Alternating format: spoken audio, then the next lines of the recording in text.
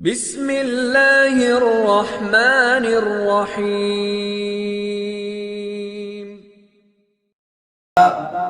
یہ قرآن کریم جو ختم ہوا ہے اس کو اللہ تبارک و تعالی ہم سب کے لیے قبول و منظور فرما لے۔ جو پڑھا ہے، جتنا پڑھا ہے، جتنا سنا ہے، اللہ تبارک و تعالی سے دست بستہ دعا ہے کہ اللہ تعالی ہماری اس سائی کو، ہماری کوشش کو، آنے کو، بیٹھنے کو اور یہاں پر وقت دینے کو اللہ تعالیٰ اپنی بارگاہ عالیہ کے اندر قبول فرما لے۔ مختصر سی دو چار باتیں آپ سے عرض کروں گا، پھر اس کے بعد دعا کر کے بات کو ختم کر دیتا ہوں۔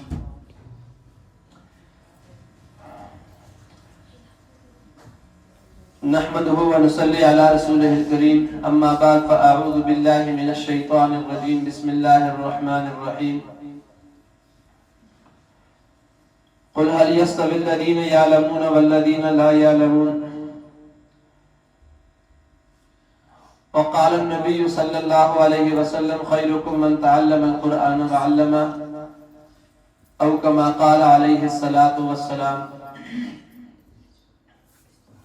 درود شریف ایک بار پڑھ لیں نبی کریم صلی اللہ علیہ وسلم کی ذات عالیہ پر۔ اللهم صل على محمد وعلى آل محمد كما صليت على إبراهيم وعلى آل إبراهيم إنك حميد مجيد۔ اللهم بارك على محمد وعلى آل محمد كما باركت على إبراهيم وعلى آل إبراهيم إنك حميد مجيد۔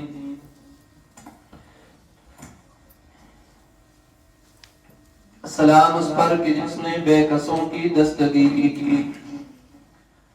سلام اس پر کہ جس نے بے کسوں کی دستگیری کی، سلام اس پر کہ جس نے بادشاہی میں فقیری کی، سلام اس پر کہ اسرار محبت جس نے سمجھائے، سلام اس پر کہ جس نے زخم کھا کر پھول برسائے، سلام اس پر کہ جس نے پیاسوں کو قبائیں دی، سلام اس پر کہ جس نے گالیاں سن کر دعائیں دی، سلام اس پر کہ دشمن کو حیات جا بداں دی، سلام اس پر کہ ابو سفیان کو جس نے امان دے دی، سلام اس پر کہ جس کی چاند تاروں نے گواہی دی، سلام اس پر کہ جس کی سنگ پاروں نے گواہی دی۔ اللہ تبارک و تعالیٰ سے دعا ہے کہ اللہ تعالیٰ ہمیں اپنے پیارے نبی صلی اللہ علیہ وسلم کے ساتھ یوں ہی تعلق جوڑے رکھنے کی توفیق نصیب فرمائے۔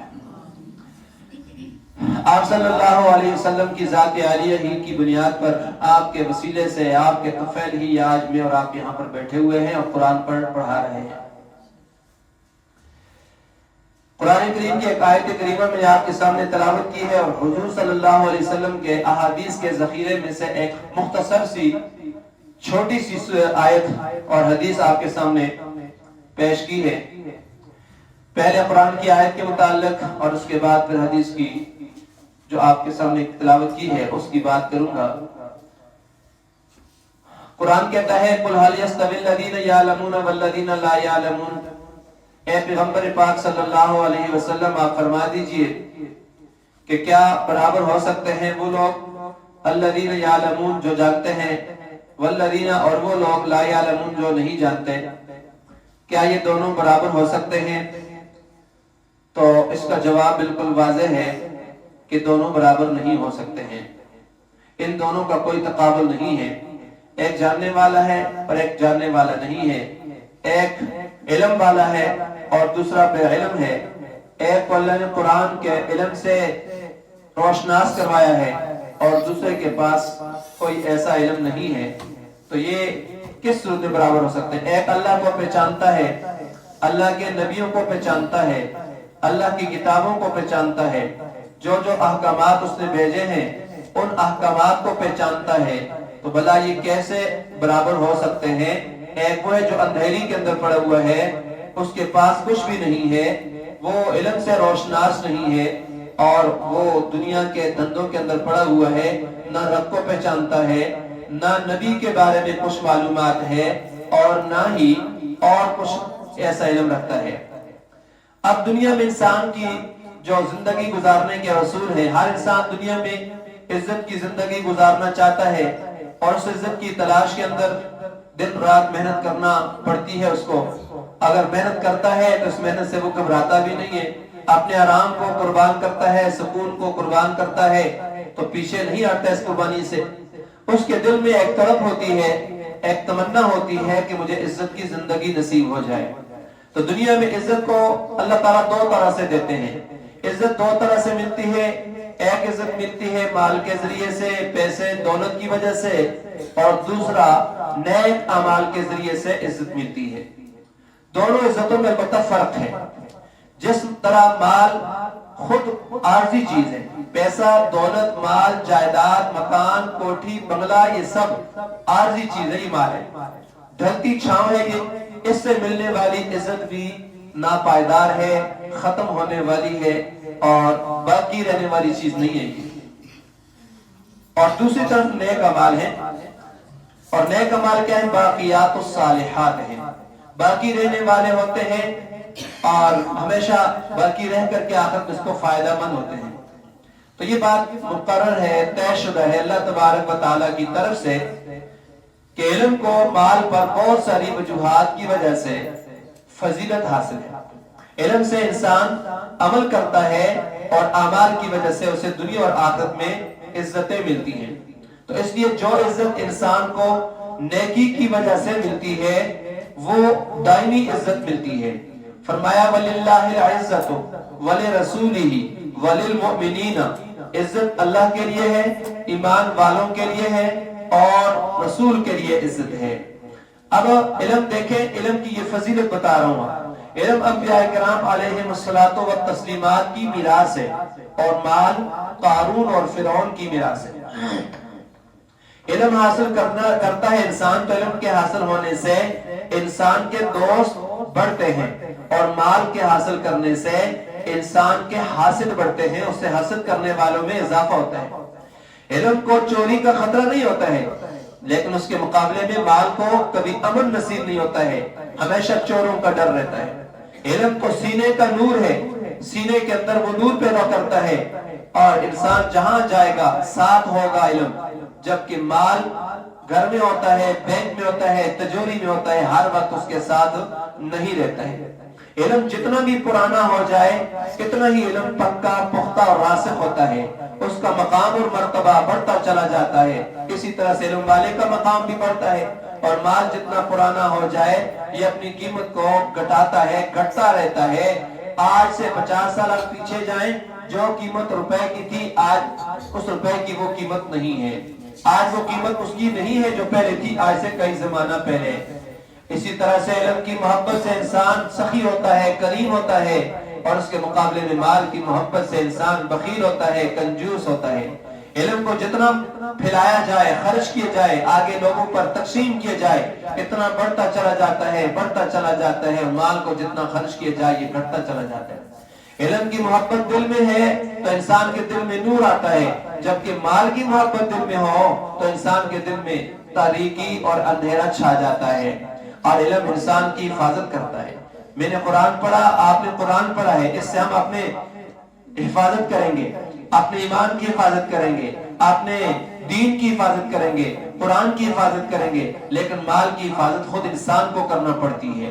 اور علم سے انسان مال تو کما سکتا ہے, مگر مال سے انسان علم کو نہیں خرید سکتا ہے. یہ ساری وجوہات جو آپ کے سامنے بیان کرتا ہوں یہ علم کی فضیلت کی ہے. مال کی کثرت کی وجہ سے فرعون کہہ رہا تھا نا دنیا میں بیٹھ کر کے, قرآن میں آپ نے بھی پڑھا ہے, انا ربکم الاعلی, میں تمہارا سب سے بڑا رب, خدائی کا دعویٰ کیا تھا, تکبر پیدا کر دیا تھا اس کے دل کے اندر, اس کے مال نے. جبکہ علم کی کثرت کی وجہ سے اللہ رب العزت کے محبوب نے, اللہ کے محبوب پیغمبر نے فرمایا تھا, ما عبدناک حق عبادتک وما عرفناک حق معرفتک, کہ اے اللہ جیسے ہم نے آپ کی عبادت کرنی چاہیے تھی ایسی عبادت آپ کی نہیں کی ہے. جس طرح آپ کو پہچاننا چاہیے تھا اس طرح سے ہم نے آپ کو پہچانا نہیں ہے. تو یہ علم ہے جو یہ سکھاتا ہے کہ انسان کے اندر تکبر نہیں بلکہ عاجزی پیدا ہوتی ہے. تو قرآن پڑھنے کے بعد, قرآن کا علم سیکھنے کے بعد, قرآن کی تعلیمات حاصل کرنے کے بعد, قرآن کے احکامات کو سننے کے بعد ہمارے اندر خشوع اور خضوع پیدا ہونا چاہیے. اور عاجزی پیدا ہونی چاہیے۔ عام طور پر یہ تاثر ملتا ہے اور تاثر پایا بھی جاتا ہے کہ مال ہوگا تو سارے کام بنیں گے، مال ہوگا تو سب کام سنور جائیں گے۔ جیسے کہ مشہور مثال ہے نا کہ مال ہو تو انسان شیرنی کا دودھ بھی خرید سکتا ہے، یہ صرف دھوکہ ہے۔ مال سے بہت سارے کام ٹھیک ہو جاتے ہیں مگر ہر کام ٹھیک نہیں ہوتا ہے۔ کام ضرور ٹھیک ہوتے ہیں لیکن ہر کام ٹھیک نہیں ہوتا ہے۔ مال سے انسان کیا کر سکتا ہے؟ اینک تو خرید سکتا ہے لیکن اگر کسی کی آنکھ نہ ہو، کسی کی بینائی نہ ہو تو کیا مال سے بینائی خرید سکتا ہے؟ مال سے بینائی نہیں مل سکتی۔ مال سے انسان کتاب تو خرید سکتا ہے لیکن کیا استاد کے پاس جا کر کے پڑھے بغیر اس کو علم حاصل ہو سکتا ہے؟ کبھی اس کو علم حاصل نہیں ہو سکتا ہے۔ مال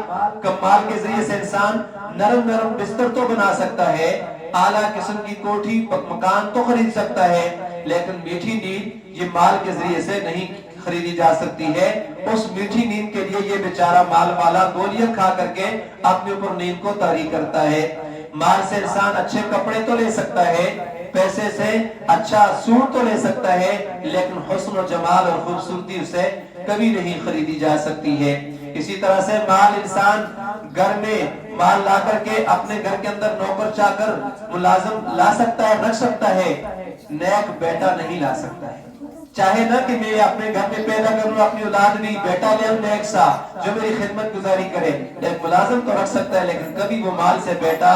نہیں لا سکتا ہے۔ مال سے دوائیں مل سکتی ہیں لیکن اگر بیمار ہو جائے تو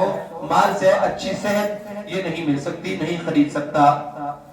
اور اسی طرح سے پھر انسان مال کے ذریعے سے لوگوں کی خوشامد تو خرید سکتا ہے کہ لوگ اس کے اپنے ہو جائیں، کسی کے دل کی محبت کو وہ کبھی خرید نہیں سکتا ہے۔ مال والوں سے محبت عارضی ہوتی ہے، سامنے ہوتی ہے، لیکن پیٹھ پیچھے کوئی ان سے اتنی زیادہ محبت نہیں کرتا، وہ صرف مال کی وجہ سے ہوتی ہے۔ تو مال سے ہر کام دنیا میں نہیں ہوتا ہے۔ روز محشر قیامت والے دن تو مال بالکل ہی کام بالکل نہیں آئے گا، جیسے کہ آپ نے بار بار پڑھا ہے کہ ساری دنیا کی دولت، سونے چاندی کے ذخائر اور ساتوں زمین ساتوں آسمان سونے چاندی کے بھر جائیں، اتنی ہی اور زمینیں ہو جائیں، کل اپنے آپ کو قیامت والے دن جہنم کے عذاب سے بچانا چاہے تو اللہ نے فرمایا یہ سب کو فدیے میں دے دے تب بھی اپنی جان کو بچا نہیں سکتا ہے۔ اللہ رب العزت نے یہ واضح لفظ میں فرمایا، اور پھر یوں بھی فرمایا اللہ رب العزت نے کہ یوم لا ينفع مال ولا بنون، کہ جس دن نہ مال کام آئے گا نہ بیٹے کام آئیں گے، الا من اتى اللہ بقلب سلیم، مگر جو آدمی سنورا ہوا سدھرا ہوا دل لے کر کے اللہ کے پاس آئے گا وہ کام آئے گا۔ تو یہ علم اور جہالت کا تقابل میں آپ کے سامنے بیان کرتا ہوں کہ علم کیا ہے اور جہالت کیا ہے، علم کیا ہے اور جہالت کیا ہے۔ اس لیے فرمایا قل هل يستوي الذين يعلمون والذين لا يعلمون، کہ اے پیغمبر آپ فرما دیجئے کیا علم والے اور بے علم برابر ہو سکتے ہیں؟ قرآن میں ویسے 7 چیزوں کو کہا گیا نا کہ 7 چیزوں کے برابر نہیں ہو سکتی ہیں، اور میں سے علم والا اور بے علم بھی ہے کہ جس طرح اللہ نے فرما دیا یہاں پر کہ علم والا اور بے علم برابر نہیں ہو سکتے۔ پھر اسی طرح سے فرمایا لا يستوي الخبيث والطيب، پاکیزہ چیز اور ناپاک چیز برابر نہیں ہو سکتی ہیں۔ لا يستوي اصحاب النار واصحاب الجنہ، جنت والے اور آگ والے یہ برابر نہیں ہو سکتے ہیں۔ وما يستوي الاعمى والبصير، اور بینا اور نابینا یہ دونوں برابر نہیں ہو سکتے، دیکھنے والا اور نہ دیکھنے والا برابر نہیں ہو سکتے ہیں۔ ولا الظلمات ولا النور، اور تاریکی اور روشنی یہ دونوں برابر نہیں ہو سکتے ہیں۔ ولا الظل ولا الحرور، دھوپ اور چھاؤں یہ برابر نہیں ہو سکتی ہیں۔ وما يستوي الاحیاء ولا الاموات، اور مردہ اور زندہ بھی یہ برابر نہیں ہو سکتے ہیں۔ تو مردہ اور زندہ بھی یہ برابر ہرگز نہیں ہو سکتے ہیں۔ امام غزالی رحمۃ اللہ علیہ وقت کے بہت بڑے ولی گزرے ہیں، فرماتے ہیں ان آیات کے اندر 7 چیزوں سے مراد علم ہے۔ یہ 7 چیزیں میں نے آپ کے سامنے بیان کی ہیں، یہ 7 چیزوں سے مراد امام غزالی رحمۃ اللہ علیہ فرماتے ہیں اس سے مراد علم ہے، اور ان کے مقابل کی جو 7 چیزیں ہیں ان سے مراد جہالت ہے۔ تو گویا علم اور جہالت برابر نہیں ہو سکتے ہیں۔ علم، طیب، جنت، بصارت، نور، دل اور حیات، سارے کے سارے الفاظ اللہ رب العزت نے علم کے لیے استعمال فرمائے ہیں۔ تو علم ہی کو طیب بھی کہا ہے، علم کو جنت کہا ہے، علم کو بصارت کہا ہے، علم کو نور کہا ہے، علم کو دل کہا ہے، علم کو حیات اور زندگی کہا ہے۔ فرمائے یہ سارے الفاظ، اور دوسرے الفاظ اللہ رب العزت نے جہالت کے لیے استعمال فرمائے ہیں۔ تو جہالت کے لیے خبیث کا لفظ استعمال کیا، جہالت کے لیے جہنم کا لفظ، اصحاب النار کا لفظ استعمال کیا، اور اسی طرح سے جہالت کے لیے اعمى کا لفظ استعمال استعمال کیا، جہالت کے لیے ظلمات کا لفظ استعمال کیا، جہالت کے لیے ذل کا لفظ استعمال کیا، اور جہالت کے لیے اموات کا لفظ، مردے کا لفظ استعمال کیا ہے قرآن پاک نے۔ تو اس دنیا میں حقیقی عزت وہ انبیاء اکرام علیہ السلام کو ملی ہے، اور ایسی عزت ملی جو دائمی عزت ہے، ہمیشہ والی عزت ہے، اور یہ وہ لوگ تھے جو اللہ رب العزت کے چنیدہ تھے، پسندیدہ تھے، جن کی زندگی انسانیت کے لیے بطور نمونے کے اللہ رب العزت نے بیان فرمائی ہے۔ آدم علیہ السلام کو دیکھ لیجئے کہ سیدنا آدم علیہ السلام کو اللہ نے مسجود الملائکہ بنایا، فرشتوں نے ان کو سجدہ کیے، ملائکہ کو حکم کیا کہ تم آدم کو سجدہ کرو، لیکن سجدہ کرنے کا سبب کیا تھا؟ سجدہ کرنے کا سبب ان کا علم تھا۔ فرمایا وَعَلَّمَ آدَمَ الْأَسْمَاءَ كُلَّهَا، ہم نے آدم کو ساری چیزوں کے علم عطا فرما دیا تھا۔ تو جو چیز سبب بن رہی ہے وہ ایسا علم تھا جو فرشتوں کو معلوم نہیں تھا، فرمایا سجدہ کرو آدم کو۔ تو جب اشیاء کے علم ہونے کی وجہ سے، چیزوں کے علم ہونے کی وجہ سے آدم علیہ نبینا علیہ الصلوۃ والتسلیم کو اللہ تبارک و تعالی نے مسجود الملائکہ بنایا۔ تو یہاں پر عارفین نے اور اللہ والوں نے، نیک لوگوں نے ایک نقطہ بیان فرمایا ہے کہ اے انسان، جب چیزوں کے نام کا علم ہو، اشیاء کی چیزوں کا نام کا، ان کی چیزوں کا علم ہو، تو انسان مسجود الملائکہ ہو جاتا ہے، فرشتوں کا مسجود بن جاتا ہے۔ تو جس انسان کو اللہ رب العزت کے ناموں کا علم ہوگا، اللہ کی جس کو معرفت ہوگی، پھر اس کے مقامات کتنے بلند ہوں گے، کتنا اونچا درجہ ہوگا، کتنا بلند مقام ہوگا اس آدمی کا جس کو اللہ کے ناموں کی معرفت ہوگی، جس کو اللہ کی معرفت ہوگی، جس کو قرآن کی معرفت ہوگی، جس کو نبی کی حدیث کی معرفت ہوگی، اس کا مقام کتنا اونچا ہوگا۔ کہ جیسے میرے نبی صلی اللہ علیہ وسلم نے فرمایا خیرکم من تعلم القرآن وعلمہ، کہ تم میں سے بہترین لوگ وہ ہیں کہ جو قرآن کو پڑھتے ہیں اور پڑھاتے ہیں، سیکھتے ہیں اور سکھاتے ہیں۔ کسی بھی اس دنیا کے اندر رہنے والے انسان کے متعلق جو دنیا کے فنون حاصل کرتا ہو، ڈاکٹر بننے والا ہو، انجینئر بننے والا ہو، یا پھر کسی اور شعبے کے اندر مہارت حاصل کرنے والا ہو، کسی بھی شعبے والے کو اللہ رب العزت نے یہ اعزاز نہیں بخشا کہ تم دنیا کے بہترین لوگ ہو۔ اگر بہترین لوگ کسی کو کہا ہے، کسی کو قرار دیا ہے، تو وہ قرآن پڑھنے والے کو اور قرآن پڑھانے والے کو کہا ہے۔ پڑھنے والا بھی اللہ کی نظروں میں، اللہ کی نگاہ کے اندر اس کا مقام اونچا ہے، اور پڑھانے والا بھی اس کا مقام بہت زیادہ اونچا ہے۔ من قرأ القرآن وعمل بما فیہ البس والداہ تاجا یوم القیامہ، کہ جو قرآن پڑھتا ہے، اس پر عمل کرتا ہے، اس کے والدین کو کل اللہ رب العزت ایسا تاج پہنائیں گے کہ جس تاج کی روشنی اس سورج کی روشنی سے زیادہ ہوگی۔ یہ اس کے والدین کو کیوں پہنایا جا رہا ہے؟ صرف ایک وجہ ہے، اس کی وجہ یہ ہے کہ اس والدین نے اس کے لیے کپڑوں کا بندوبست کیا ہے، اس کے آنے جانے میں کرائے کا انتظام کیا ہے، اور اس کے اخراجات اٹھائے ہیں، برداشت کیے ہیں۔ صرف اس وجہ سے اس کو اتنا اونچا مقام مل رہا ہے کہ کل قیامت والے دن ساری مخلوقات کے سامنے اس کو ایسا تاج پہنایا جائے گا کہ جس کی روشنی اتنی زیادہ کہ جس کی روشنی دنیا کے سورج کی روشنی سے بھی زیادہ ہوگی۔ تو یہ تو والدین کو اعزاز دیا جا رہا ہے صرف ایک وجہ سے کہ اس نے انتظام کیا ہے، لیکن جس قرآن پڑھنے والے نے دن رات ایک کر کے محنت کر کے اپنے لیے محنت کر کے اس قرآن کو الف لام میم سے لے کر کے والناس تک اپنے سینے میں محفوظ کیا، اپنے دل و دماغ کے اندر اس کو محفوظ کیا، اور محفوظ ہی نہیں کیا بلکہ اس پر عمل بھی کیا ہے، اس کے احکامات پر عمل کیا ہے، جن کاموں کا رب نے حکم دیا اس پر عمل کیا، جن سے قرآن نے روکا اس سے روکا رہا، تو اللہ تبارک و تعالیٰ کے ہاں اس کا کیا مقام ہوگا، اس کا کیا مرتبہ ہوگا، اس کو تو ہم سوچ بھی نہیں سکتے ہیں۔ اور ایک حافظ قرآن کے متعلق میرے نبی فرماتے ہیں کہ ایک حافظ قرآن جو قرآن کو محفوظ کر کے سینے میں رکھ لیتا ہے، یاد کر لیتا، عمل کر لیتا ہے، وہ اپنے خاندان کے 10 ایسے لوگوں کو اپنے ساتھ جنت میں سفارش کر کے لے جائے گا کہ جن پر جہنم واجب ہو چکی ہوگی، جن پر دوزخ واجب ہو چکی ہوگی۔ اب دوزخ جن پر فیصلہ ہو چکا ہے جہنم میں جائیں گے، قرآن والا، یہ جس نے قرآن محفوظ کیا ہوگا، یہ قرآن پڑھنے والا، قرآن کو یاد کرنے والا رب العالمین سے سفارش کرے گا، ربا یہ میرے چچا ہے، یہ میرے پھوپھو ہے، یہ میری خالہ ہے، یہ میری ممانی ہے، یہ میری فلاں ہے فلاں ہے، یا اللہ میں تجھ سے سفارش کرتا ہوں کہ تو اس کو میری سفارش کی وجہ سے جہنم سے نکال کر جنت میں داخل فرما دے۔ تو اللہ اس حافظ قرآن کی اس سفارش کو قبول فرمائیں گے اور ان کو جنت میں داخل کر دیں گے۔ لیکن ایک بات یہاں پر یاد رکھیں، علماء نے ایک نکتہ یہاں پر بھی بیان کیا ہے کہ اللہ تعالیٰ اس حافظ قرآن کی وجہ سے کون سے ایسے لوگوں کو جنت میں داخل فرمائیں گے۔ تو پھر انسانوں کی 2 تقسیمیں کی ہیں، 2 قسمیں بیان کی ہیں۔ ایک قسم وہ ہے خاندان میں، معاشرے میں آپ بھی دیکھتی ہوگی کہ کچھ لوگ ہیں کہ جب یہ بچہ ہم مدارس کے اندر بھیجتے ہیں، قرآن پڑھنے کے لیے بھیجتے ہیں کہ ہمارا بچہ حافظ قرآن بن جائے، علم کا دین حاصل کرے، دین کا علم حاصل کرے، اب یہ جاتا ہے تو کچھ لوگ ایسے ہوتے ہیں کہ جو اس پر خوش ہوتے ہیں، ماشاءاللہ جی فلان کا بچہ گھر سے چلا گیا ہے، مدرسے کے اندر پڑھتا ہے، ماشاءاللہ حافظ بن رہا ہے، قاری بن رہا ہے، بڑے خوش ہوتے ہیں، بعض دفعہ اس کے ساتھ تعاون بھی کر لیتے ہیں، اس کو کچھ خرچہ وغیرہ بھی دے دیتے ہیں، اگر خرچہ نہ بھی دیں تو کم از کم تعریف کر لیتے ہیں۔ ایک یہ طبقہ ہے، اور دوسرا طبقہ وہ ہے کہ جو کہتے ہیں جی وہ دیکھو میری بہن نے اپنے بچے کو مدرسے کے اندر بھیج دیا ہے،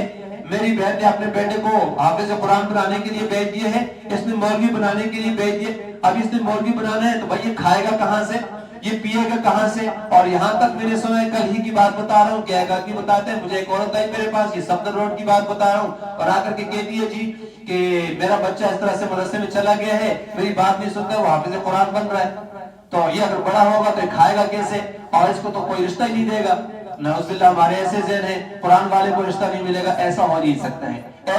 رشتہ یہ بات نہیں ہے، اللہ تعالیٰ بہت کچھ دیتے ہیں اس قرآن کی وجہ سے، دنیا بھی دیتے ہیں اور آخرت بھی دیتے ہیں، تو یہ ہمارا ذہن، تو دو طرح کے لوگ یہاں پر آ گئے ہیں، ایک وہ ہے جو قرآن پڑھنے، علم دین سیکھنے والوں سے محبت کرتے ہیں، اور دوسرے وہ لوگ ہیں جو ان سے نفرت کرتے ہیں، جو ان سے حسد کرتے ہیں، جو ان سے بغض رکھتے ہیں، جو دین بیزار طبقہ ہے۔ تو یاد رکھیں، اگر دین بیزار چاچا ہوگا وہ جہنم میں جائے گا تو یہ حافظ قرآن اس کی سفارش نہیں کرے گا، یہ اس کی سفارش نہیں کرے گا کہ جو دین بیزار تھا، جو یہ کہتا تھا کہ یہ قرآن پڑھے گا تو کہاں سے کھائے گا، اس کی سفارش نہیں ہوگی، یہاں سفارش اس کی ہوگی جو اس سے محبت رکھتے ہیں۔ تو اس زمرے کے اندر، اس زمن کے اندر آپ سے بات یہ عرض کرنا چاہتا ہوں کہ دیکھیں، پہلا درجہ تو یہ ہے کہ اگر ہماری اولادیں ہیں، جیسے آپ بیٹھی ہوئے، آپ اگر صاحب اولاد ہے، اولاد والی ہے، یا جن کے لیے اللہ تعالیٰ اولاد دے دے ان کو، تو جب اولاد ہو جائے تو اپنے بچوں میں سے سب کو وقف کر لے تو بڑی بات ہے، لیکن سب کو نہ ہو تو ایک کو زندگی کے اندر وقف کر لے کہ میرا یہ بچہ حافظ قرآن بن جائے، میرا یہ بچہ حافظ قرآن بن جائے، یہ بچہ قرآن کا سیکھنے والا، سکھانے والا بن جائے۔ تو اب یہ اگر نیت یہ کر لی ہے کہ ہمارا بچہ حافظ قرآن بن جائے، تو یہ حافظ قرآن بنانے والے، ان سے محبت رکھنے والے، ان سے عقیدت رکھنے والے ایسے لوگوں کے حق میں اللہ تعالیٰ اس حافظ قرآن کی سفارش کو قبول فرمائیں گے۔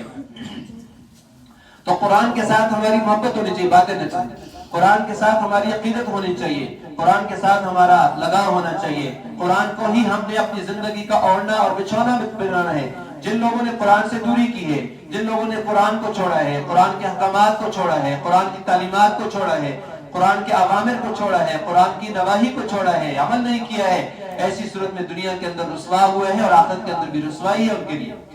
میرے نبی صلی اللہ علیہ وسلم فرماتے ہیں من تواضع للہ رفعہ اللہ، جو اللہ کے لیے تواضع اختیار کرتے ہیں اللہ اس کو بلند کرتے ہیں۔ اور پھر یوں بھی فرماتے ہیں یرفع اللہ الذین، اللہ تعالیٰ اس قرآن کے یرفع بہذا الکتاب اقواما ویضع بہ آخرین، اس کتاب سے، قرآن سے اللہ تعالیٰ بہت سے لوگوں کو بلند کرتے ہیں اور بہت سے کو اللہ تعالیٰ ذلیل کرتے ہیں، ان کو پست کرتے ہیں۔ کون سے لوگ ہیں جن کو اللہ تعالیٰ اونچا کرتے ہیں، کون سے لوگ ہیں جن کو اللہ تعالیٰ مقام دیتے ہیں، کون سے لوگ ہیں جن کے مرتبوں کو اللہ تعالیٰ بڑھاتے ہیں، جن کے درجوں کو بڑھاتے ہیں، جن کو عزتیں دیتے ہیں، جن کو رفعتوں سے نوازتے ہیں، یہ وہ لوگ ہیں جو قرآن کو سینے سے لگاتے ہیں، جو قرآن کے احکامات کے مطابق عمل کرتے ہیں، جو قرآن کو اپنی زندگی کا اوڑھنا اور بچھونا بناتے ہیں، جو قرآن کے احکامات کے مطابق، قرآنی تعلیمات کے مطابق اپنی زندگی، اپنی خوشی اور غم کو گزارتے ہیں، ایسے لوگوں کے متعلق میرے نبی نے فرمایا اللہ ان کو دنیا میں بھی بلند کرتے ہیں اور آخرت کے اندر بھی بلند کریں گے۔ اور دوسری طرف وہ طبقہ ہے جو قرآن پر عمل نہیں کرتا ہے، قرآن کی تعلیمات کے مطابق زندگی نہیں گزارتا ہے، قرآن کے احکامات کے مطابق زندگی نہیں گزارتا ہے، ایسا طبقہ اللہ فرماتے ہیں اللہ تعالیٰ اس کو ذلیل کر دیتے ہیں، اللہ اس کو رسوا کر دیتے ہیں، دنیا کے اندر بھی رسوائی اس کا مقدر بن جاتی ہے اور آخرت کے اندر بھی رسوائیاں اس کا مقدر بن جاتی ہیں۔ تو ہم نے یہ قرآن کریم ایک عظیم قرآن ہے جو آج ہم نے الحمدللہ ثم الحمدللہ اس پر ہم اللہ تعالیٰ کا جتنا اللہ کا شکر ادا کریں، جتنا اللہ کے سامنے سجدہ ریز ہوں، یہ کم ہے کہ اللہ رب العزت نے اس گئے گزرے دور کے اندر اور اس مشغولیت کے دور کے اندر، مصروفیت کے دور کے اندر اور پھر اس پریشانی کے عالم کے اندر جب حالات اچھے نہیں ہیں، اس گئے گزرے دور کے اندر رب نے ہمیں توفیق بخشی، ہم قرآن کریم پڑھنے کے لیے یہاں آئے، یہاں قرآن آ کر کے سنا ہے۔ آپ یقیناً مبارکباد کی مستحق بھی ہیں بہت بڑی بات ہے. اللہ تعالیٰ اس کو آپ کو بہت زیادہ اجر دے, بہت زیادہ آپ کو اس کی برکت نصیب فرمائے کہ آپ نے اپنا وقت نکالا ہے, اپنا گھر بار چھوڑا ہے, اپنے گھر کے کام کاج کو چھوڑا ہے اور آ کر کے یہاں قرآن کریم کی محبت کی وجہ سے آ کے بیٹھی ہیں اور قرآن سنا ہے. تو نیت یقیناً آپ کی یہی ہوگی کہ ہم قرآن پڑھ کے اس پر عمل کریں. تو اللہ تعالیٰ سے دعا گو بھی یہ ہے کہ اللہ تعالیٰ نے جو ہم قرآن کریم پڑھا ہے اس پر ہم سب کو اچھی طرح سے عمل کرنے کی توفیق نصیب فرما دے. اور دوسری بات کہ آپ سے عرض کرنی ہے, دیکھو ہم نے قرآن پڑھا ہے, اب پڑھنے کے بعد ہمارے علم میں باتیں آ چکی ہیں. پہلے اگر نہیں پڑھا تھا, نہیں سنا تھا تو ہم دوسری صف میں شامل تھے, لیکن اب چونکہ ہم نے قرآن پڑھ لیا, سورہ نور پڑھ لی, سورہ نساء پڑھ لی, اس کے علاوہ بہت ساری احکامات والی صورتیں ہم نے پڑھ لی ہیں. اللہ نے جو جو کہا ہے وہ ہم نے سمجھ لیا ہے. اب سمجھنے کے بعد اگر علم پر عمل نہیں کریں گے تو جو آدمی علم حاصل کرنے کے بعد اس پر عمل نہیں کرتا ہے تو ایسی صورت میں اس کا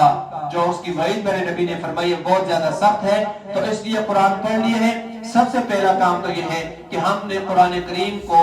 آج کے بعد یہ ارادہ کرنا ہے, جس طرح ہم نے رمضان میں قرآن کریم کے ساتھ لگاؤ کر کے, محبت کر کے قرآن کریم کو تلاوت کی صورت میں پڑھا ہے اور ترجمے کی صورت میں یہاں کر کے سنا ہے, ہم انشاءاللہ 11 مہینوں کے اندر قرآن کریم کو بالترتیب پڑھتے رہیں گے, تلاوت اس کی کرتے رہیں گے. اور اس کے ساتھ ساتھ انشاءاللہ جو قرآن ہم نے پڑھا ہے, اس قرآن کو جس طرح ہم نے ترجمہ یہاں پڑھا ہے, 11 مہینوں کے اندر ہماری یہ کوشش ہو کہ ہم بار بار دوبارہ قرآن کریم کو ترجمے کے, روزانہ 2 نہ پڑھیں, 3 نہ پڑھیں, پورا پاؤ نہ پڑھیں, پورا سپارہ نہ پڑھیں, ایک رکوع اپنے سامنے رکھ لیں کہ روزانہ انشاءاللہ العزیز میں ایک رکوع پڑھوں گی. اب ایک رکوع کا ناظرہ بھی پڑھیں اور ناظرے کے ساتھ ساتھ پھر آپ اس کا ترجمہ بھی کریں, اور ہو سکے تو کسی تفسیر کو لے کر کے اس کی تفسیر بھی اس کی پڑھ لیں تاکہ اچھی طرح سے یہ بات ہمیں سمجھ آ جائے کہ رب تعالیٰ اپنے قرآن کریم کے اندر کیا ارشاد فرما رہے ہیں اور مجھے اور آپ کو اس میں کیا حکم دے رہے ہیں.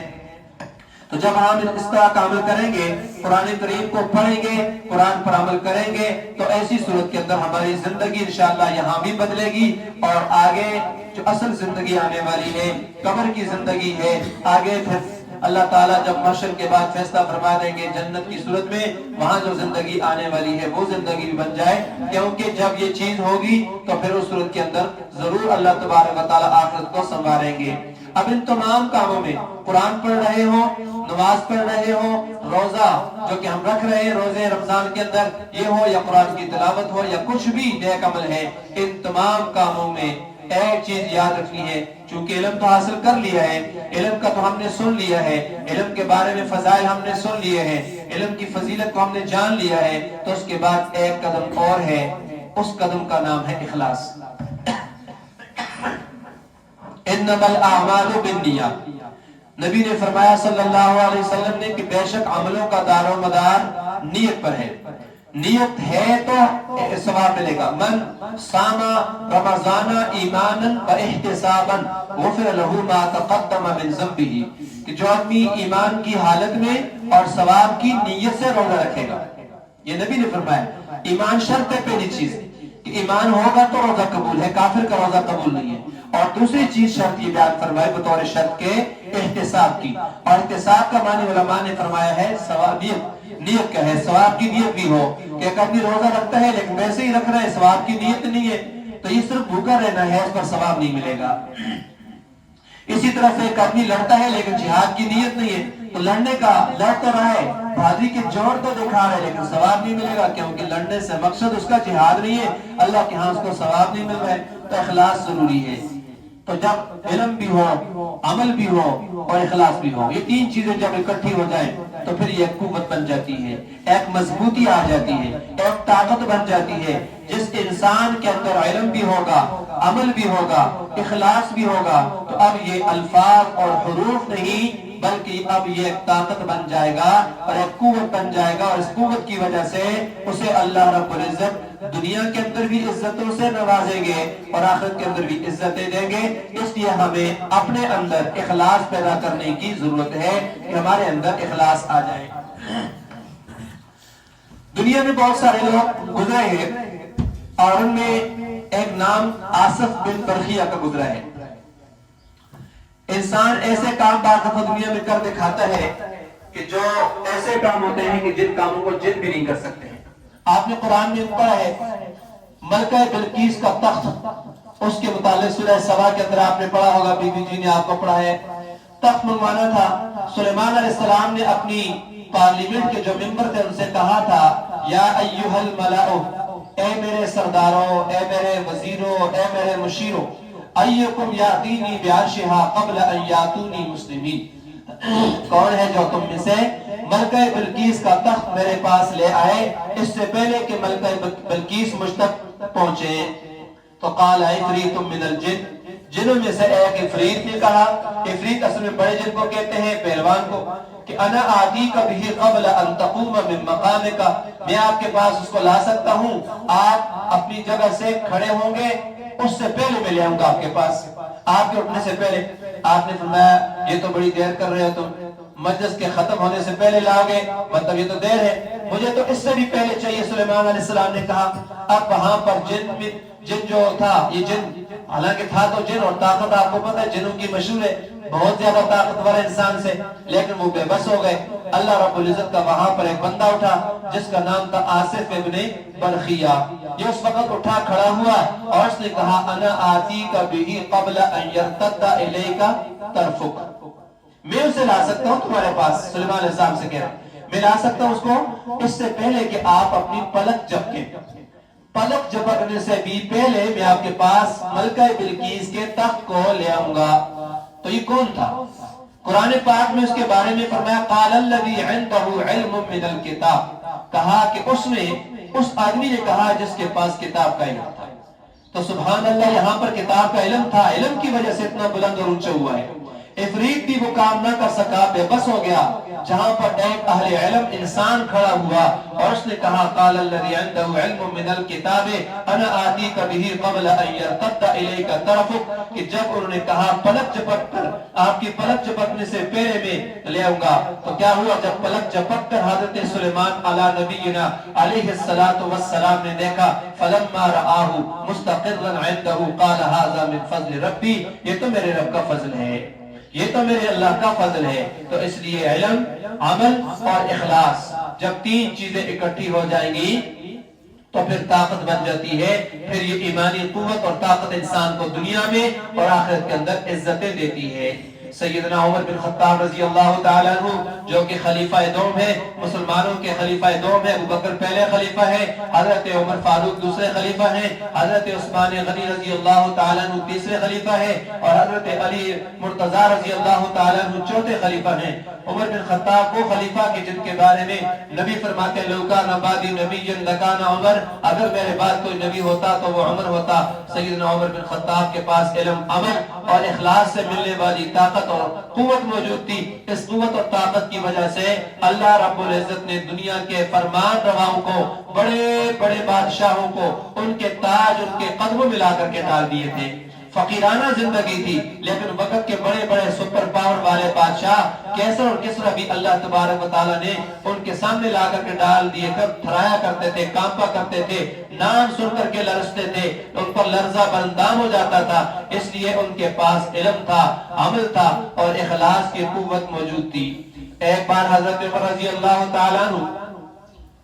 ممبر پر کھڑے ہوئے اور ممبر پر کھڑے ہو کر کے حضرت عمر رضی اللہ تعالیٰ عنہ نے فرمایا تھا نا یا ساریۃ الجبل، اے ساریہ، صحابی کا نام ہے، اے ساریہ پہاڑ کی طرف سے دھیان رکھنا، پہاڑ کی طرف رخ کرنا، اس کی طرف دھیان کرنا۔ اب مدینے سے اعلان کر رہے ہیں، وہاں سے اعلان ہو رہا ہے، صحابی کہیں دور دراز علاقے کے اندر ہیں، وہاں سے اعلان کر رہے ہیں۔ ہوا کی بات کر رہا ہوں، یہ جو ہوا چلتی ہے یہ ہوا ان کے پیغام کو لے کر، سیدنا فاروق اعظم کے پیغام کو لے کر، زبان سے لے کر کے ان کے پیغام کو اس امیر لشکر تک پہنچا دیتی ہے۔ تو یہ ان کا حکم ہوا اور یہ حکم ان کا ہوا پر بھی چل گیا، ہوا بھی ان کے تابع بن گئی، کیوں کہ ان کے پاس علم بھی تھا، عمل بھی تھا اور تقوی کی دولت بھی تھی۔ اور ایک بار ایسا ہی ہوا کہ مدینے کے اندر زلزلہ آیا۔ جب مدینے میں زلزلہ آیا، سیدنا فاروق اعظم رضی اللہ تعالیٰ عنہ نے زمین پر اپنی ایڑی ماری، بعض کہتے ہیں کوڑا مارا، بعض کہتے ہیں ایڑی ماری، اور فرمایا اے زمین تو ہلتی کیوں ہے، تیرے اندر زلزلہ اور بھونچال کیوں پیدا ہوتی ہے؟ کیا عمر تیرے اوپر عدل قائم نہیں کر رہا ہے؟ کیا انصاف تیرے اوپر عمر نہیں کرتا ہے؟ تو زمین کا زلزلہ اسی وقت رک جاتا ہے، اور یہ بھی آتا ہے تاریخ کی کتابوں کے اندر کہ آج تک وہاں زلزلہ نہیں ہوا ہے۔ اور اسی طرح حضرت عمر رضی اللہ تعالیٰ عنہ کے بارے میں آتا ہے کہ ایک بار مدینے کے باہر آگ نکلتی ہے، بہت بڑا لاوا مدینے کی طرف بڑھنا شروع ہو جاتی ہے۔ سیدنا عمر رضی اللہ تعالیٰ عنہ ایک صحابی کو بلا کر حکم دیتے ہیں، سفینہ رضی اللہ تعالیٰ یا دوسرے ایک صحابی کو حکم دیا کہ اس آگ کو پیچھے اپنے مخرج کی طرف جہاں سے نکلی ہے آپ وہاں کی طرف لے کر کے چلے جائیں۔ وہ اپنی چادر کو ایسے مارتے جا رہے ہیں، آگے آگے آگ جا رہی ہے اور پیچھے پیچھے یہ صحابی جا رہی ہے۔ وہ آگ ہٹتے ہٹتے جہاں سے نکلی تھی وہاں پر واپس جا کر کے داخل ہو گئی۔ تو یہ آگ پر حکم کس کا چل رہا ہے؟ ہوا پر حکم کس کا چل رہا ہے؟ زمین پر حکم کس کا چل رہا ہے؟ اور دریاؤں کے پانی پر حکم کس کا چل رہا ہے؟ یہی حضرت امیر المومنین حضرت عمر رضی اللہ تعالی عنہ ہے کہ ایک بار مصر کے امیر لشکر نے خط لکھا، اے امیر المومنین، دریائے نیل کے پانی کے جاری ہونے کے لیے ہر سال ہمیں ایک جوان لڑکی کی قربانی دینی پڑتی ہے، اور اس کو ہم بنا سنوار کر کے اس دریا میں ڈالتے ہیں، تب یہ دریا چلتا ہے۔ حضرت امیر المومنین سیدنا فاروق اعظم کو جب خط ملا، آپ نے خط کا جواب لکھا کہ اے دریا، خط کا جواب امیر لشکر کو نہیں لکھا، خط کا جواب دریا کی طرف لکھا، دریا نیل کی طرف۔ اے دریا، خط میں لکھا ہوا تھا کہ اے نیل، اگر تو اپنی مرضی سے چلتا ہے تو مت چل، تیرے پانی کی ہمیں کوئی ضرورت نہیں ہے، لیکن اگر تو اللہ رب العزت کے حکم سے چلتا ہے تو امیر المومنین عمر بن خطاب تجھے حکم دیتا ہے کہ تو چلنا شروع کر دے۔ تو دریائے نیل کا پانی اس وقت سے لے کر آج تک ابھی تک چل رہا ہے، اور عمر بن خطاب کی عظمتوں کے پھریرے اور آپ کا ڈنکا آج تک دنیا کے اندر بج رہا ہے۔ تو یہ سب کچھ کیوں ہوا؟ اس کے پیچھے یہ تھا کہ ان کے پاس علم تھا، ان کے پاس عمل تھا، اخلاص کی دولت تھی۔ اللہ تبارک و تعالیٰ نے یہ ساری چیزیں ان کے سامنے اللہ نے کروائی ہے۔ پھر بیت المقدس کا قضیہ دیکھ لیجئے، بیت المقدس کی فتح کا مسئلہ دیکھ لیجئے۔ مسلمانوں نے وہاں پر چڑھائی کی، وہاں کے لوگوں نے کہا کہ آپ اپنے خلیفہ کو ہماری طرف بھیجیے، ہمارے پاس ان کی نشانیاں ہیں، ہم دیکھیں گے کہ اگر وہ نشانیاں موجود ہوئی تو بغیر کسی لڑائی کے ہم چابیاں ان کی جھولی میں ڈال دیں گے، ان کو دے دیں گے۔ حضرت عمر کی ظاہری زندگی کیا تھی آپ کو پتا ہے کہ اپنے کرتے پر بھی چمڑے کے پیوند لگے ہوئے، عدل و انصاف اتنا کہ اگر غلام ساتھ ہے تو کچھ فاصلہ خود سواری پر بیٹھتے ہیں اور پیدل چلتے ہیں، اور کچھ فاصلہ آپ پیدل چلتے ہیں اور غلام کو سواری پر بٹھا دیتے ہیں۔ جب آخری وقت آیا، منزل مقصود تک پہنچنے لگے، آپ کے پیدل چلنے کی باری تھی، غلام کے سوار ہونے کی باری تھی۔ مسلمانوں کا امیر المومنین اس حال کے اندر دشمن کے سامنے پیش ہوتا ہے کہ اس نے اونٹ کی مہار پکڑی ہوئی ہے، رسی پکڑی ہوئی ہے اور دشمن کے سامنے جا رہا ہے، اور غلام اوپر بیٹھا ہوا ہے، کپڑے میں پیوند لگے ہوئے ہیں، ان کے چہرے پہ وہ جاہر جلال تھا، وہ عظمت تھی، وہ ہیبت تھی۔ اللہ رب العزت نے، اللہ نے روح کے ذریعے سے ان کی ایسی مدد فرمائی کہ جب کفار نے دیکھا تو ان کے پتے پانی ہو گئے، کمزور ہو گئے، اور کہنے لگے یہ وہی شخص ہے، وہی آدمی ہے کہ جس کی نشانیاں کتابوں کے اندر موجود ہے، بیت المقدس کی چابیاں ان کی جھولی کے اندر لا کر کے ڈال دی ہے۔ یہ عزتیں کیسے ملی ہیں؟ صرف قوت ایمانی کی وجہ سے ملی ہے، جو انسان کو علم، عمل اور اخلاص کی وجہ سے نصیب ہوتی ہیں۔ تو آج ہم دیکھتے ہیں ہمارے وزراء، ہمارے وزیر، ہمارے بڑے، ایک نہیں 15 20 گاڑیاں آگے پیچھے ہوتی ہیں۔ عزت نہیں ہے، صرف ظاہری عزت ہے، لوگ آپ کے سامنے عزت، لیکن پیچھے سوشل میڈیا پر دیکھا جائے تو ان کی کیا کر لیتے ہیں، بہت ساری گالیاں بھی دیتے ہیں، ان کو الٹا سیدھا بھی کہتے ہیں، ان کے خلاف باتیں بھی ہوتی ہیں۔ تو اس لیے آج ہمیں علم کا چراغ جلانے کی ضرورت ہے، اور علم کا چراغ جلانے کے ساتھ ساتھ علم کے چراغ کے ساتھ عمل کی بھی ضرورت ہے۔ یہ اصل چیز ہے۔ اصل جو چیز ہے وہ یہی ہے کہ آج جو ہم فارغ ہوئے ہیں، جن کو اللہ رب العزت نے آج یہ موقع عطا فرمایا ہے، قرآن کی علم، قرآن کا نور، قرآن کا علم ہمیں اللہ نے دیا ہے، اس کی نسبت ہمیں جو نصیب ہوئی ہے، اس علم پر عمل کر کے خود بھی نیک بنے، جہاں رہیں وہاں بھی علم کی روشنی کو پھیلائیں، جس گھر میں رہیں وہاں بھی اس روشنی کو پھیلانے کی کوشش کریں۔ چراغ علم جلاؤ، بڑا اندھیرا ہے اس دور کے اندر، تو آج ضرورت ہے اس بات کی جہاں جہاں جو بچی جائے وہ علم کے چراغ کو جلاتی جائے، تاکہ امت کے اندر جو جہالت کا اندھیرا ہے اور جہالت کا جو اندھیرا چھا چکا ہے، آ چکا ہے، وہ اندھیرا روشنی کے اندر بدل جائے۔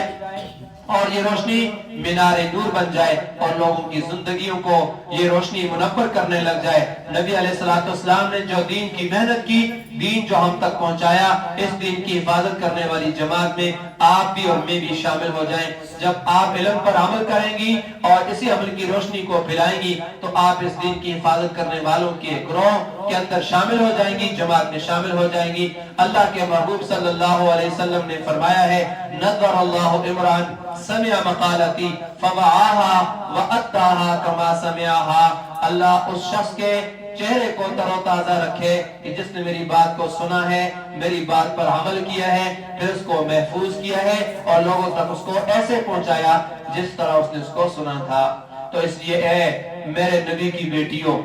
اگر اللہ کے محبوب فرماتے ہیں اللہ اس کے چہرے کو تر و تازہ رکھے، کتنی پیاری دعا ہے میرے اور آپ کے لیے، کتنی بہترین دعا ہے میرے نبی کی ہمارے لیے۔ تو پتہ چلا جو بھی بچی دین کا کام کرے گی، جو بھی عورت، جو بھی خاتون دین کا کام کرے گی، اللہ تعالیٰ اس کی شکل و صورت پر بھی ایسا نور کر دیں گے جو اس کے چہرے کی زیبائش ہوگا، جو اس کے چہرے پر جاذبیت کی طرح ہوگا۔ تو محبوب صلی اللہ علیہ وسلم نے فرمایا اللہ اس کے چہرے کو تر و تازہ رکھے۔ نبی صلی اللہ علیہ وسلم فرما رہے ہیں اللہ اس کے چہرے کو تر و تازہ رکھے۔ اس لیے اللہ اس کو پریشانیوں سے، غموں سے خود بچائیں گے تاکہ اس کے چہرے پر کبھی تھکن نہ آئے، کبھی پریشانی کی آثار نہ آئے، کسی پریشانی کی وجہ سے، کسی خوف کی وجہ سے اس کے چہرے پر یہ اثرات نہ ہو۔ اس لیے دین کے کام کی برکت کی وجہ سے اللہ رب العزت رزق کی تنگی سے بچائیں گے اور دنیا کی ذلت اور دنیا کی رسوائی سے بچائیں گے اور اس کے چہرے کو تر و تازہ رکھیں گے۔ اللہ رب العزت ہمیں زندگی کے اوقات کی قدر اور اس کی قیمت کی توفیق نصیب فرما لے۔ تو آج جو انسان چاہے کہ مجھے عزت نصیب ہو تو راستہ وہی ہے کہ علم حاصل کرے اور علم کو حاصل کرنے کے بعد اس کو عملی جامہ پہنائے اور عمل صرف اللہ رب العزت کی رضا کے لیے کرے۔ اپنی شخصیت کے اندر عمل کو پیدا کر لیجئے، پھر دیکھنا اللہ رب العزت دنیا میں کیسی عزتیں عطا فرماتے ہیں۔ ہم گناہوں کی زندگی گزار کر عزتوں کے طلبگار بنتے نا، تو دن رات کرتے گناہ ہیں اور زندگی نافرمانیوں سے بھری ہوئی ہے اور چاہتے ہیں کہ ہمیں دنیا میں عزت مل جائے، یہ ہو نہیں سکتا ہے۔ ہم نفس و خواہشات والی زندگی گزاریں اور پھر سوچیں کہ عزتیں بڑی زندگی مجھے مل جائے۔ اس لیے عزت والی زندگی اس انسان کو ملتی ہے جس کی زندگی کی بنیاد سچ پر ہوتی ہے۔ تو یاد رکھنا اس بات کو، ایک گناہ کو چھپانے کے لیے انسان کو 100 جھوٹ بولنے پڑتے ہیں، ٹھیک ہے نا؟ ایک گناہ کو چھپانے کے لیے جھوٹ بولنا پڑتا ہے اور ایک جھوٹ کو پھر چھپانے کے لیے بہت سارے جھوٹ بولنا پڑتے ہیں اور بعض دفعہ جھوٹ پر ہی زندگی کی بنیاد بھی بن جاتی ہے۔ تو اس لیے اپنے دلوں کے اندر ہم نے جھانک کر کے دیکھنا ہے کہ ہم نے علم کی جو نسبت حاصل کی ہے آیا فقط لوگوں کو دکھانے کے لیے ہے؟ اگر ایسی بات ہے پھر تو نامراد ہے، ناکام ہے ہم۔ اگر ساری دنیا ہمیں نیک کہتی رہے لیکن اللہ رب العزت کے ہاں نیکیوں میں یہ شمار نہیں ہوگا تو یہ دنیا کی تعریفیں کسی کام کی نہیں ہے۔ ساری دنیا ہمیں برا کہتی ہے، کوئی بات نہیں ہے، لیکن اللہ رب العزت کے ہاں ہم نیک لوگوں میں گنے گئے تو ہمیں دنیا کی یہ بد تعریفی، بری تعریفیں کوئی نقصان نہیں دے سکتی ہیں۔ لوگ سمجھے مجھے محروم اور وقار و تمکین، وہ نہ سمجھے کہ میری بزم کے قابل نہ رہا، ایسی بات نہیں ہے۔ اللہ رب العزت کے دفتر میں، اللہ رب العزت کے ہاں لوح محفوظ کے اندر اللہ رب العزت کے ہاں ہمارا نام کذاب لکھا گیا کہ یہ جھوٹا ہے۔ بات بات میں جھوٹ بولنا، بات بدل کر کے کرنا، الفاظ بدل کے بولنا، بات کچھ تھی انداز کچھ تھا، یہ اس طرح سے انداز پیش کرنا، ہر ایک کے سامنے اسی طرح کی باتیں۔ جب جھوٹ ہماری زندگی کی بنیاد ہوگا تو بھلا انسان کو سکون کیسے ملے گا؟ اور انسان کو کسی نہ کسی صورت میں پھر تو پریشان ضرور ہونا پڑے گا۔ کوئی انسان ایسا نہیں ملے گا جو گناہوں والی زندگی گزارے اور اس کا دل آپ کو مطمئن نظر آئے، اس کا دل ہمیشہ پریشان ہوتا ہے۔ یہاں تک کہ کامیابی سے گناہ کرنے والے جنہوں نے اپنے قریبی عزیزوں کی آنکھوں پر پٹیاں باندھ کر کے، ان کی آنکھوں میں دھول جوڑ کر کے کسی کو پتہ ہی نہ چلنے دیا، اس طرح سے کامیابی سے ماشاءاللہ گناہ کرتے رہتے ہیں۔ تو ایسے گناہ کرتے رہنے والے کے دل کو جھانک کر اگر دیکھیں ان کے دلوں کے اندر بھی آپ کو بے سکونی ملے گی۔ وہ مجرم ہوتے ہیں، اللہ رب العزت کے بھی اور اپنے ضمیر کے بھی مجرم ہوتے ہیں، ان کا ضمیر ہر دن ان کو ملامت کر رہا ہوتا ہے، آنکھیں بند کرتے ہیں تو اپنے آپ کو مجرم کھڑا پاتے ہیں۔ تو تو جیسے ضمیر کی عدالت کے کٹہرے کے اندر وہ کھڑے ہیں، انہیں ضمیر پکار پکار کر کے کہہ رہا ہے کہ تم اپنی اوقات کو تو پہچانو، دنیا تمہیں کیا سمجھتی ہے، تم اپنے من میں، اپنے جان کے اندر، اپنے جسم کے اندر جان کر کے دیکھو تمہاری اوقات کیا ہے، تمہاری حقیقت کیا ہے، تمہاری اصل کیا ہے، تم اللہ کو کیا چہرہ دکھاؤ گے۔ تو کتنی عجیب بات ہے کہ صبح بستر سے اٹھے منہ دھوئے بغیر لوگوں کے سامنے نہیں جاتے ہم لوگ، میلا منہ لے کر کے کیسے جائے، گندا منہ لے کر کیسے جائے۔ تو جس چہرے کو دنیا نے دیکھا اس چہرے کو دھوئے بغیر تم ان کے سامنے نہیں جاتے، تو جس چہرے کو رب العالمین نے دیکھنا ہے، جب اس پر گناہوں کی میل لگی ہوئی ہوگی تو پھر رب العالمین کو وہ چہرہ کیسے ہم دکھا پائیں گے۔ تو اس لیے اب تک زندگی میں جو گناہ کر چکے ہیں، ہمیں چاہیے کہ آج کی اس محفل کے اندر اللہ رب العزت سے پکی معافی مانگے، دل میں ارادہ کریں رب کریم جو ہو چکا وہ تو گزر چکا، ہم اس پر نادم ہیں، ہم اس پر شرمندہ ہیں، رب کریم جو وقت زندگی کا آئندہ باقی ہے اس میں نیکوکاری کی زندگی نصیب فرما دے۔ اے اللہ آپ نے ہمیں دنیا میں علم کی نسبت دے دی ہے، اللہ اس نسبت کو نبھانے کی بھی توفیق عطا فرما دے۔ ایسا نہ ہو کہ ہم علم کی بدنامی کا ذریعہ بن جائیں، علم کے نام پر دبا لگنے کا ذریعہ بن جائیں، کہیں ایسا نہ ہو کہ کوئی ایسی کوتاہی ہم کر بیٹھیں، کوئی ایسا گناہ کر بیٹھیں، کوئی ایسی غلطی کر جائیں کہ لوگ یوں کہیں کہ دیکھو علم پڑھنے والوں کی زندگی ایسی ہوتی ہے، مولوی ایسے ہوتے ہیں، مدرسے سے پڑھے ہوئے لوگ ایسے ہوتے ہیں۔ ارے علم والے تو بڑی شان والے، ان کی زندگیاں تو بڑی پاکیزہ ہیں، بالکل پاکیزہ زندگیاں، جن پر پھولوں کی پتیاں نچھاور کی جاتی تھی، ان کے دامن جو تھے اتنے صاف ہوتے تھے کہ آج ہمیں اللہ تعالیٰ نے اگر آج کے اس دور کے اندر علم کی نسبت عطا کی ہے تو ہمیں بھی اپنے دامن کو گناہوں سے بچا کر کے زندگی گزارنی ہے، پاک دامنی کی زندگی، پرہیزگاری کی زندگی، نیکوکاری کی زندگی۔ جب اس طرح احتیاط کی زندگی گزاریں گے تو اللہ رب العزت کی رحمتیں برسیں گی، اللہ تعالیٰ ہم پر مہربانی فرمائیں گے۔ آپ اپنے گناہوں کے اللہ تعالیٰ سے خوب معافی مانگیں، اصرار کے ساتھ، تکرار کے ساتھ، بار بار التجا کر کے معافی مانگیں۔ ایک چھوٹا بچہ ماں سے کچھ مانگتا ہے، کچھ لیتا ہے، ماں انکار کر دیتی ہے، بچہ باز نہیں آتا، پیچھے نہیں ہٹتا، رکتا نہیں ہے، پھر مانگتا ہے، ماں ڈرتی ہے، جھڑک دیتی ہے، وہ پھر پیچھے نہیں ہٹتا، تو بچہ چھوٹا سا ہے مگر اس راز کو جانتا ہے کہ بار بار مانگنے سے میرا کام بنے گا، آخر میری امی مجھے یہ چیز دے دے گی۔ کبھی تو ماں اس کو تھپڑ بھی لگا دیتی ہے، وہ رو بھی پڑتا ہے، باتتا نہیں ہے، ماں کی طرف لپکتا ہے۔ جب ایک چھوٹا سا بچہ ماں کے سامنے اتنی استقامت اور جرأت کے ساتھ، استقامت کے ساتھ کھڑا ہو جاتا ہے، اس کی طرف بڑھتا ہے کہ ماں کو بھی پیار آ جاتا ہے، بچے کو اٹھا بھی لیتی ہے، سینے سے لگا بھی لیتی ہے کہ ہم پھر بچے کی طرح بھی نہیں ہو سکتے ہیں۔ اس طرح اللہ تعالیٰ کے در کو ہم پکڑ لیں، اللہ کے در کو پکڑ لیں، اللہ سے معافی مانگ لیں، بار بار مانگیں، اپنی ندامت کا اظہار کریں، اپنے دل کے اندر اپنے آپ کو مجرم سمجھیں، مجرم سمجھتے ہوئے، گنہگار سمجھتے ہوئے اللہ تعالیٰ سے سچے دل سے معافی مانگیں۔ رب کریم ہم پر مہربانی فرما کر ہمیں، یا اللہ تو نے علم کی جو نسبت عطا فرمائی ہے، اللہ اس نسبت کی تو لاج رکھنا، عمل کی اپنے اساس کیا ہے ویسے کچھ بھی نہیں ہے، بجز ندامت کے پاس ہمارے کچھ نہیں ہے، رہے سلامت تمہاری نسبت، میرا تو بس آسرا یہی ہے، یہی قرآن کا آسرا ہے، اس کے سوا میرے پاس، آپ کے پاس اور کچھ بھی نہیں ہے۔ اللہ تبارک و تعالیٰ سے ہم دست بستہ دعا کرتے ہیں کہ اللہ تعالیٰ اس قرآن عظیم کے ساتھ ہماری اس نسبت کو جب تک ہم زندہ ہیں، جب تک ہماری جان میں جان ہے، سانس ہے، اس وقت تک ہم سب کو اللہ تعالیٰ اس کے ساتھ جڑے رہنے کی توفیق نصیب فرمائے۔ وآخر دعوانا الحمدللہ رب العالمین، آمین۔ الحمدللہ رب العالمین والعاقبۃ للمتقین والصلاة والسلام علی رسولہ النبی الکریم۔ اللهم لك الحمد كما ينبغي لجلال وجهك وعظيم سلطانك، اللهم لك الحمد كما أنت أهله، فصل على محمد كما أنت أهله، وافعل بنا كما أنت أهله، فإنك أنت أهل التقوى وأهل المغفرة، وإلهكم إله واحد لا إله إلا هو الرحمن الرحيم، ألف لام ميم، الله لا إله إلا هو الحي القيوم، اللهم أنت السلام ومنك السلام، تبارك ربنا وتعاليت يا ذا الجلال والإكرام۔ اللهم صل على محمد النبي الأمي وعلى آله وسلم تسلیما كثيرا كثيرا۔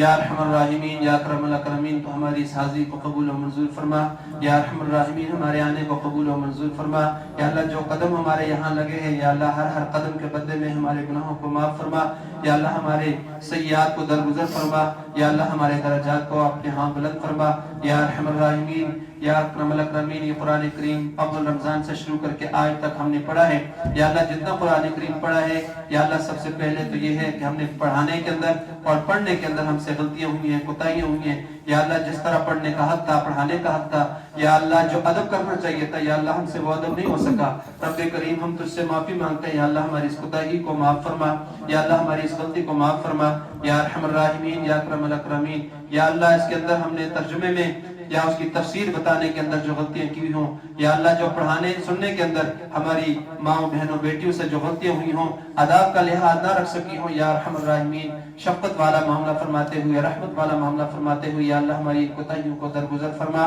یا اللہ تو ہمیں معاف فرما، یا ارحم الراحمین یا اکرم الاکرمین۔ یا اللہ ہمارے اس قرآن پڑھنے پڑھانے کو یا اللہ اپنی بارگاہ عالیہ کے اندر قبول و منظور فرما، یا اللہ اس کے ایک ایک حرف پر جتنی جتنی نیکیاں تو دیتا ہے یا اللہ تو ان نیکیوں کو ہمیں نصیب فرما، یا ارحم الراحمین تو ہمیں اس قرآن کے اس برکت سے یا اللہ ہماری دنیا بھی سنوار دے، یا اللہ ہماری آخرت کو بھی سنوار دے، یا اللہ ہماری دنیا بھی بن جائے، یا اللہ ہماری آخرت بھی بن جائے۔ یا اللہ انتہائی کمزور ہیں، یا اللہ ہم انسان ہیں، بطور انسان ہم سے غلطیاں ہوتی رہتی ہیں، یا اللہ گناہ ہوتے رہتے ہیں، یا اللہ ہماری زندگی ہی گناہوں سے بھری ہوئی ہے، یا اللہ آج تک زندگی جو گزاری ہے اس میں نیکیاں ہیں ہی نہیں، یا ارحم الراحمین یا اللہ زیادہ سے زیادہ گناہ ہے، یا اللہ ہم تجھ سے معافی مانگتے ہیں، رو کے مانگتے ہیں، یا اللہ گڑ گڑا کے مانگتے ہیں، یا اللہ تیرے سوا کوئی اور در نہیں، یا ارحم الراحمین تیرے در کے سوا کوئی اور در نہیں ہے، یا اللہ تیرے علاوہ کوئی اور ایسی ذات نہیں ہے، کوئی اور ایسی ہستی نہیں ہے، یا اللہ جس کے سامنے ہم اپنے ہاتھوں کو پھیلائیں، جس کے سامنے ہم اپنے ہاتھوں کو رکھیں، یا اللہ وہ ہمیں معاف کرے، یا اللہ تیری ذات عالیہ ہے، تو ہی شفقت فرمانے والا، تو ہی مہربانی کرنے والا، یا اللہ ہمارے گناہوں کو معاف فرما، یا اللہ ہماری غلطیوں کو معاف فرما، یا اللہ ہمارے گناہوں کو معاف فرما، ہماری زندگی گناہوں سے بھری ہوئی ہے، یا اللہ تو معاف فرما دے، یا اللہ تو اپنے گناہ گار بندوں کی باتوں کو سنتا بھی ہے، اس کو قبول بھی کرتا ہے، یا اللہ تو نے اپنے نبی کے ذریعے سے خود اعلان فرمایا کہ یا اللہ میرے گناہگار بندے، تو نے فرمایا جب توبہ کرتا ہے، سچے دل سے توبہ کرتا ہے تو اس سے خوش بھی ہوتا ہے، اس کی توبہ کو قبول بھی فرماتا ہے، یا اللہ ہم سچے دل سے تیری طرف رجوع بھی کرتے ہیں، توبہ بھی کرتے ہیں، یا اللہ تو ہماری توبہ کو قبول فرما، یا ارحم الراحمین تو ہمیں بخش دے، ہمارے گناہوں کو بخش دے، ہماری کوتاہیوں کو معاف فرما دے، یا ارحم الراحمین یا اللہ تو اس قرآن کو ہمارے لیے نجات کا ذریعہ بنا، یا اللہ میرے والدین آپ سب میں سے جن کے والدین دنیا سے جا چکے ہیں، یا اللہ سب کے والدین کے ذریعے یا اللہ تو اس قرآن کریم کو نجات کا ذریعہ بنا، یا اللہ جتنا قرآن ہم نے پڑھا ہے ہمیں بھی، ہمارے والدین کو بھی، اور حضور صلی اللہ علیہ وسلم سے لے کر آج تک جتنے بھی مسلمان دنیا سے گئے ہیں، یا اللہ اس کا ثواب جتنا ہمیں ملنا ہے، جتنا تو ہمیں دے گا، اتنا سب تمام ثواب یا اللہ ان تمام مسلمانوں کی روحوں کو بھی پہنچا دے، ہم اس سارے ثواب کرتے ہیں، یا اللہ ان کی روحوں کو بھی اس کا پورا پورا بدلہ اور اجر عطا فرما دے، یا ارحم الراحمین یا اکرم الاکرمین۔ اس قرآن کے طفیل یا اللہ جتنی بھی ہماری مائیں بہنیں بیٹیاں یہاں پر آئی ہوئی ہیں، یا ارحم الراحمین یا اللہ جو بیمار ہیں ان کو صحت کاملہ نصیب فرما دے، یا اللہ ان کی بیماریوں کو صحت میں بدل دے، یا اللہ تو شفاء کاملہ نصیب فرما دے، صحت کاملہ عاجلہ نافعہ دائمہ مستمرہ نصیب فرما دے، یا اللہ جو پریشان حال ہیں یا اللہ تو جانتا ہے، میں نہیں جانتا، یا ارحم الراحمین تو ہر ایک کی نیت سے دل سے واقف ہے، یا اللہ تو ان کی پریشانیوں سے واقف ہے، یا ارحم الراحمین تو ان کی پریشانیوں کو اپنے فضل سے دور فرما دے، یا اللہ جو مقروض ہیں ان کو قرض سے خلاصی نصیب فرما دے، یا اللہ جن کے جو مسائل ہیں یا اللہ ان مسائل کو خزانہ غیب سے اپنی قدرت سے ان کو حل فرما دے، یا ارحم الراحمین ان مسائل کو خزانہ غیب سے حل فرما دے، یا ارحم الراحمین یا اکرم الاکرمین ہمیں اپنے والدین کی قدر کرنے کی توفیق نصیب فرما دے، یا اللہ جن کے والدین نہیں ہیں جا چکے ان کی مغفرت فرما دے، یا اللہ ہماری اولادوں کو نیک فرما دے، یا اللہ ہمارے بچوں کو نیک فرما دے، یا ارحم الراحمین والدین کا فرما بردار بنا دے، یا اللہ اپنا فرما بردار بنا دے، یا ارحم الراحمین یا اکرم الاکرمین جن کی اولادیں نہیں ہیں ان کو نیک اور صالح اولاد عطا فرما دے، یا ارحم الراحمین جن بچوں اور بچیوں کے رشتوں کے معاملات ہیں یا اللہ ان کو تو نیک اور صالح رشتے نصیب فرما دے، یا اللہ ان کے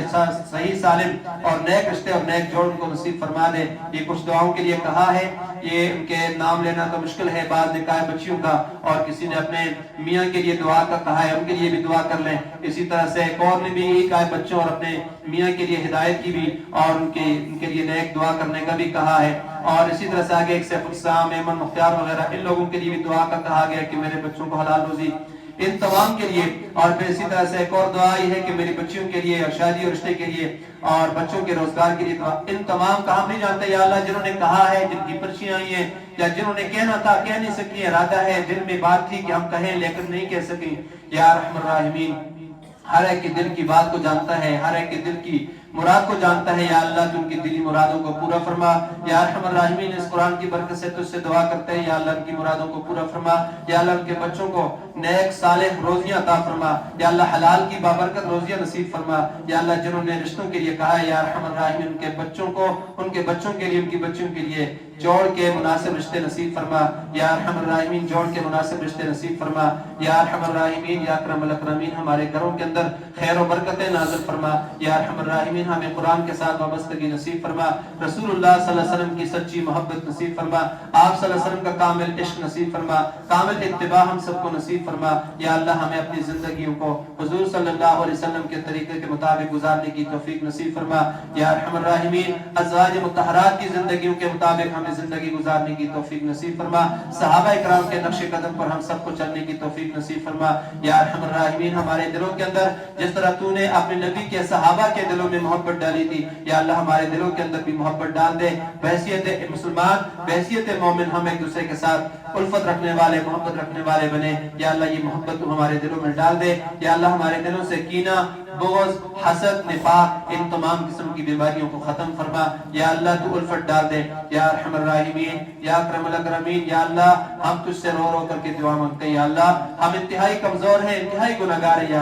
یا اللہ ہماری ان تمام کوتاہیوں کو، تمام گناہوں کو تو اپنے فضل سے معاف فرما دے، یا اللہ قرآن کے ختم پر یا اللہ تو نے اپنے نبی کی زبانی فرمایا ہے کہ قرآن کے ختم پر میں دعاؤں کو قبول فرماتا ہوں، یا اللہ ہم اپنے ہاتھوں کو تیرے سامنے پھیلائے ہوئے ہیں، یا اللہ ہمارے ہاتھوں کو خالی نہ لوٹانا، یا اللہ ہماری دعاؤں کو بعض اپنے فضل و کرم سے قبول و منظور فرمانا، یا اللہ ہماری جو جو جائز حاجات ہیں یا اللہ تو جانتا ہے ان تمام حاجات کو اپنے فضل و کرم سے پورا فرما دے، یا اللہ جن کے جو جو مسائل ہیں یا اللہ تو جانتا ہے ان تمام مسائل کو اپنے فضل سے پورا فرما دے، یا ارحم الراحمین جن کے جو مسائل پھنسے ہوئے ہیں، جو مسائل میں گھرے ہوئے ہیں، یا اللہ تو جانتا ہے ان مسائل کو خزانہ خیر سے حل فرما دے، یا اللہ اپنی قدرت سے، اپنی طاقت سے تم کو حل فرما دے، یا ارحم الراحمین یا اللہ ان کی پریشانیوں کو دور فرما دے، یا ارحم الراحمین یا اکرم الاکرمین، یا اللہ باقی زندگی جو ہماری ہے، یا اللہ کوئی پتہ نہیں کل ہمارے درمیان پچھلے رمضان کے اندر بہت سارے ایسے تھے جو آج نہیں ہیں، یا اللہ ہمیں اپنی زندگی کا یہاں سے اٹھنے کا بھی پتہ نہیں ہے، کل تک کا بھی پتہ نہیں آئندہ رمضان نصیب ہوتا ہے یا نہیں، یا اللہ یہ رمضان کی جو بابرکت گھڑیاں باقی رہ گئی ہیں، یا اللہ ہمیں اس کے اندر اچھی طرح سے، پوری طرح سے اپنی عبادت کرنے کی توفیق نصیب فرما، یا اللہ اس رمضان کی قدر کرتے ہوئے قرآن کو اچھی طرح سے پڑھنے کی، ذکر و اذکار کرنے کی، یا اللہ نوافل پڑھنے کی توفیق نصیب فرما، یا ارحم الراحمین عبادات کرنے کی توفیق نصیب فرما، یا اللہ اس رمضان کے اندر تو ہمیں ایسا بنا دے کہ ایسا تجھ سے رو رو کر کے مانگنے والے بنے، یا اللہ اس طرح سے تیرے سامنے گر گڑانے والے بنے کہ جس طرح تو نے فرمایا تائب من الذنب کمن لا ذنب لہ، کہ گناہوں سے توبہ کرنے والا ایسے ہو جاتا ہے جیسے اس کے گناہ ہوں ہی نہ، یا اللہ تو ہمیں ایسا بنا دے کہ بالکل ہمارے گناہ اس رمضان کے بعد باقی نہ رہیں، یا اللہ ایسا بنا دے کہ رمضان کے بعد ہماری زندگی بالکل صاف ستھری ہو جائے، یا اللہ ہماری زندگی بالکل نتر جائے، یا اللہ بالکل پاکیزہ بن جائے، یا اللہ بالکل نیک بن جائے، بالکل ایک بن جائے، متقی بن جائے، پرہیزگار بن جائے، یا اللہ تیرے خزانوں میں کوئی کمی نہیں ہے، یا اللہ تیرے خزانوں میں کوئی کمی نہیں ہے، یا اللہ تو اعمال صالحہ کرنے کی توفیق نصیب فرما دے، یا اللہ اس قرآن کی برکت سے ہم سب کی دعاؤں کو قبول و منظور فرما دے، بی بی جی بھی اس نے بڑی محنت کی، بی بی جی صاحبہ نے آپ کے سامنے، یہ یقیناً ان کی محنت ہے، کاوش ہے کہ دن رات دے کر کے اس ترانہ سالی کے اندر بھی اپنی عمر کے حصہ کتنا زیادہ گزرنے کے باوجود بھی اور کمزوریوں کے باوجود، بیماریوں کے باوجود بھی دن رات طے کر کے محنت کر کے قرآن کریم کی اس محبت کی وجہ سے آ کر کے یہاں پڑھتی پڑھاتی ہیں، آپ کے سامنے قرآن کریم کا درس دیتی ہیں، اللہ تبارک و تعالیٰ ان کو بھی صحت کاملہ نصیب فرمائے، ان کی پریشانیوں کو دور فرمائے، ان کے مسائل کو اللہ تبارک و تعالیٰ خزانہ غیب سے حل فرمائے، بچوں کو فرما بردار بنائے، یا ارحم الراحمین یا اکرم الاکرمین، جتنے بھی آئے ہوئے یا اللہ تو سب کو جانتا ہے، ہم سب کے لیے دعا کرتے ہیں، سب ہمارے لیے نیک ہیں، قابل احترام ہے، یا اللہ سب کے ساتھ ہماری عقیدت ہے قرآن کی وجہ سے، یا اللہ ہماری نسبت ہے، یا اللہ تو سب کی دعاؤں کو جو ہاتھ اٹھے ہوئے ان کو محروم نہ کرنا، یا ارحم الراحمین کسی بھی ہاتھ کو یا اللہ تو آج خالی واپس نہ بھیجنا، یا اللہ کسی بھی ہاتھ کو خالی نہ کرنا، یا ارحم الراحمین یا اللہ ہماری دعاؤں کو قبول و منظور فرما لے، یا ارحم الراحمین ہماری دعاؤں کو قبول و منظور فرما لے، اللہم انا نسألک من خیر ما سألک منہ نبیک وعبدک محمد صلی اللہ علیہ وسلم ونعوذ بک من شر ما استعاذک منہ نبیک وعبدك محمد صلی اللہ علیہ وسلم وانت المستعان وعلیک البلاغ ولا حول ولا قوة الا باللہ. میرے بچے کے لیے دعا کر رہے ہیں، وہ بیمار ہیں، اللہ تعالیٰ اس کو بھی صحت کاملہ نصیب فرمائے. وہ کافی دنوں سے 2-3 مہینے ہو گئے ان کے گردوں کا مسئلہ ہے، تو آپ سے یہ بھی درخواست کرتا ہوں ابھی بھی کر لیں اور بعد میں ان کو خصوصی اپنی دعاؤں کے اندر یاد رکھیں. ہر ایک بیمار کے لیے، جو بھی بیمار ہے سب کے لیے دعا کریں. نام آپ کو نہیں آتے، سب اللہ اللہ جانتے ہیں سب کو، سب کے لیے دعا کریں. انشاءاللہ آپ کو ثواب بھی ملے گا اور آپ کی دعا سے اللہ تعالیٰ ان کو صحت بھی دے دیں گے. اللہ تعالیٰ سب کی دعاؤں کو قبول و منظور فرما لے. اللهم ربنا تقبل منا انك انت السميع العليم وتب علينا انك انت التواب الرحيم. وصلى الله تعالى على خير خلقه محمد وعلى اله وصحبه اجمعين. آمين آمين آمين برحمتك يا ارحم الراحمين.